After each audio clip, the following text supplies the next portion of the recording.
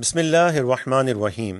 قرآن پاک میں حضرت لوط علیہ السلام کا واقعہ جب بھی پڑھتا تھا تو بڑی حیرت ہوتی تھی، اور شاید آپ میں سے بھی کچھ لوگوں کو ہوتی ہوگی کہ ان کی قوم کیسی ہٹ درم اور بے حیا تھی۔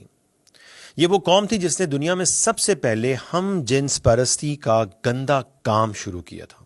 جب حضرت لوط علیہ السلام ان سے فرماتے اَإِنَّكُمْ لَتَأْتُونَ الرِّجَالَ شَهْوَةً مِّن دُونِ النِّسَاءِ بل انتم قوم تجہلون، کیا تم اپنی نفسانی خواہش پوری کرنے کے لیے عورتوں کو چھوڑ کر مردوں کے پاس جاتے ہو، بلکہ تم جاہل لوگ ہو۔ تو وہ سرکش قوم ہٹ دھرمی سے آپ کو جواب دیتی تھی۔ قرآن نے وہ الفاظ ہمیں بتائے ہیں، وہ کہتے اخرجوہم من قریتکم انہم اناس یتطہرون، ان کو بستی سے نکال دو، بے شک یہ لوگ بڑے پاکیزگی کے طلبگار ہیں، بڑے نیک بن رہے ہیں، نکالو یہاں سے۔ تو کیا ہوا؟ اس قوم پر اللہ کا عذاب آیا اور وہ تباہ و برباد ہو گئے۔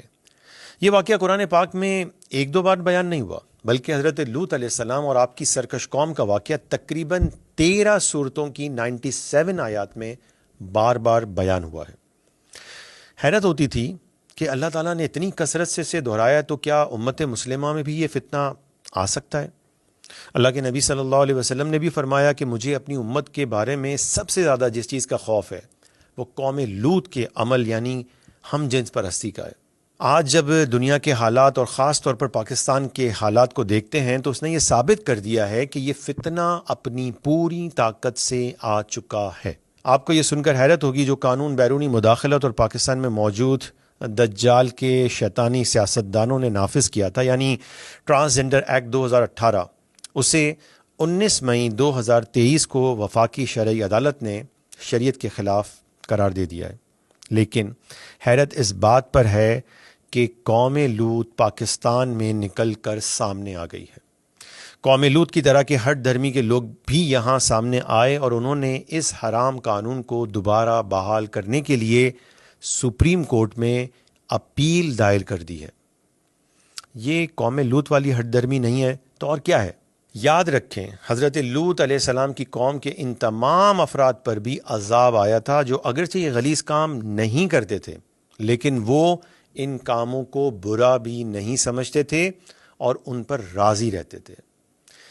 اور یاد رکھیں کہ اس خبیث جمہوری نظام میں آپ کی خاموشی، آپ کی اس گناؤنے خبیث کام کے لیے رضامندی سمجھی جاتی ہے۔ اب امتحان آپ کا ہے، کیا آپ خاموش تماشائی بنے بیٹھے رہیں گے یا اللہ کے نبی حضرت لوط علیہ السلام کی طرح اس فتنے کا مقابلہ کریں گے؟ یہ واقعات ویسے ہی قرآن میں نہیں آئے، یہ ہمیں ترغیب دیتے ہیں کہ ہم اللہ کے نبیوں کے راستے پر چلیں۔ اب آپ پوچھیں گے کہ بھئی ہم کیا کر سکتے ہیں؟ حیرت ہے، لائٹ چلی جائے تو آپ سڑک بند کر کے احتجاج کر سکتے ہیں، لیکن اللہ کی حدود کو پامال کیا جائے تو کچھ نہیں کر سکتے۔ بھائی آپ سوشل میڈیا پر کم از کم آگاہی مہم چلا سکتے ہیں، اس گناہ عظیم کے خلاف لکھیں اور ایسی ویڈیوز کو شیئر کریں تاکہ لوگوں میں شعور بیدار ہو۔ الیکشن قریب ہیں، آپ صرف نیک لوگوں کو ووٹ دیں، اور خاص طور پر اس طرح کے قوانین نافذ کرنے والی لبرل سیکولر جماعتیں جیسے مسلم لیگ، پیپلز پارٹی اور پی ٹی آئی، اور ان کے جو ساتھی ہیں، ان کے مددگار ہیں، چاہے وہ نام نہاد مذہبی اور غیر مذہبی جماعتیں ہی ہوں، انہیں ہرگز ووٹ نہ دیں۔ میرا خیال ہے یہ تو آپ کر سکتے ہیں۔ آپ سپریم کورٹ میں اس اپیل کے خلاف درخواست دائر کر سکتے ہیں، اور اس کے لیے آپ کو ہم مفت قانونی مدد فراہم کرنے کے لیے تیار ہیں۔ ہم چاہتے ہیں کہ اس اپیل کے خلاف ہزاروں درخواستیں داخل کی جائیں۔ اب صرف باتیں نہیں، افسوس نہیں، عمل کا وقت ہے۔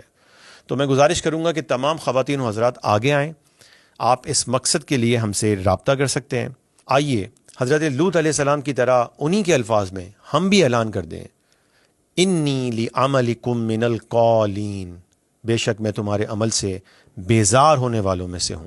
اور حضرت لوط علیہ السلام ہی کے الفاظ میں دعا کر لیں، رب انصرنی علی القوم المفسدین، اے رب تو فساد انگیزی کرنے والی قوم کے خلاف ہماری مدد فرما۔